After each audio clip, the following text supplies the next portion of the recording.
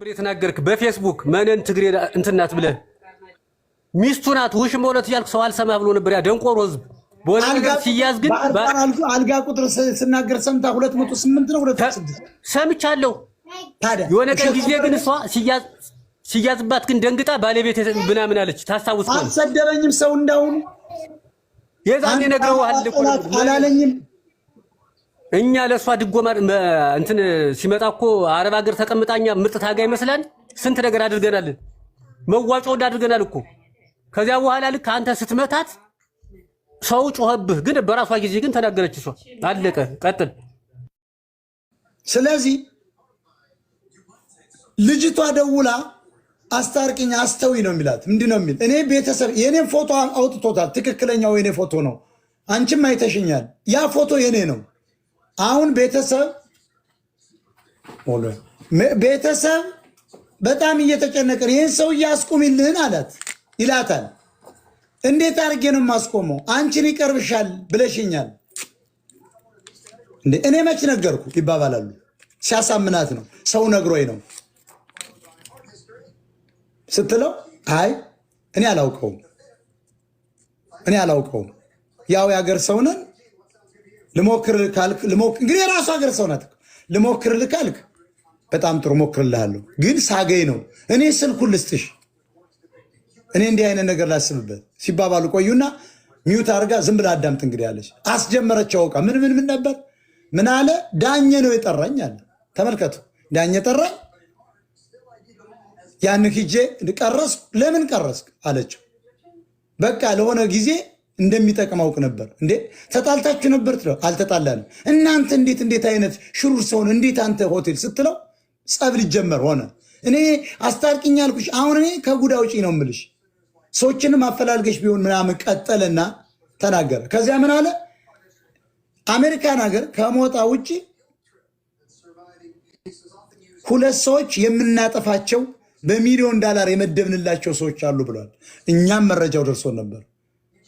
ወንድሜን ብታጠፋው ውጭም ሀገር ቤት ውስጥም እለቅማለሁ።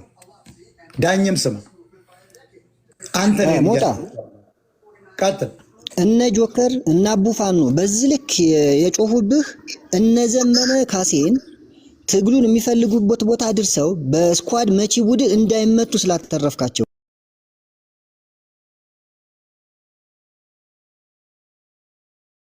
ነው። ዘመነ እዛ ጋር ቢደፋ ምሬ ቢደፋ መከታው ቢደፋ ለነሱ ቅንጣት ያክል አይጸጸታቸውም። ለምሳሌ ጋሻ አሰግድን እነ እስክንድር ጋር ተነጋግረው እንደዛ ሲያስበሉት አላማቸውን ስላልደገፈ ነው። ነገም የዘመነ ካሴ ጣፋንታ የዝናብ የጋሻ አሰግድን እዚህ ጋር ሳትዋሹ ተናገሩ። እኔ አላጋለጥኩም። እንደሚመታ ሁለት አጋልጣሃል አላልኩም። ዋና አማራ ሰልሎታል ይመታል ብያለሁ። እንደውም ሟርተኛ ነው የሰው አሉ። ልክ በ2 ሳምንቱ ራሱ እጁ ሰጠ። ለምን አላሰራውም? ሟርት አይደለም፣ ትክክለኛ መረጃ ነው። ዛሬም ለዘመነ ካሴ የጥፍሩን ቆሻሻ ያክል አይጸጸትም። ለምሬ ወዳጆም ለመከታውም በአጠቃላይ አማራ ውስጥ ከፊት ሆነው ለሚመሩ የፋኖ ትግልን ለሚያንቀሳቅሱ ሰዎች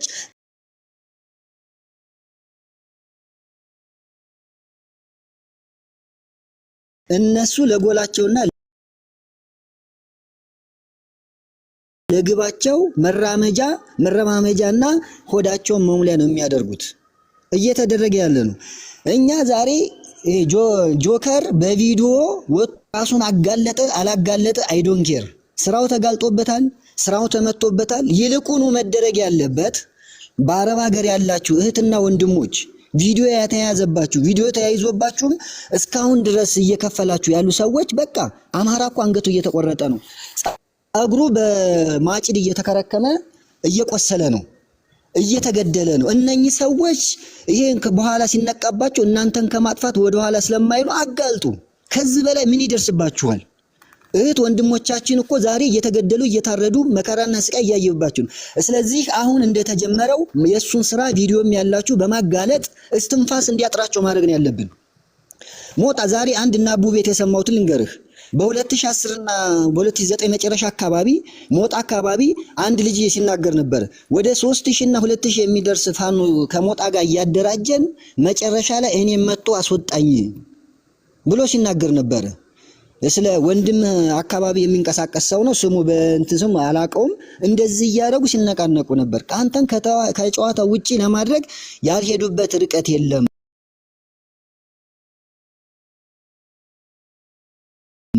ስለዚህ ወንድሞቻችን እህቶቻችን ጀግና ሁኑና ውጡ። ያንተ ሙሙ ቢወጣ ምን ይሆናል? አንገት ከመቆረጥ በላይ ይበልጣል እንዴ? ሆድ ከመሰንጠቅ በላይ ይበልጣል እንዴ? ይሄ እንደዚህ አይነት በደል የሚደርስባችሁ ሰዎች ራሳችሁን አጋልጡ። አሁን እኮ ብትደብቁላቸውም በኋላ አይለቋችሁም። ስለዚህ ሌላው ወገንህን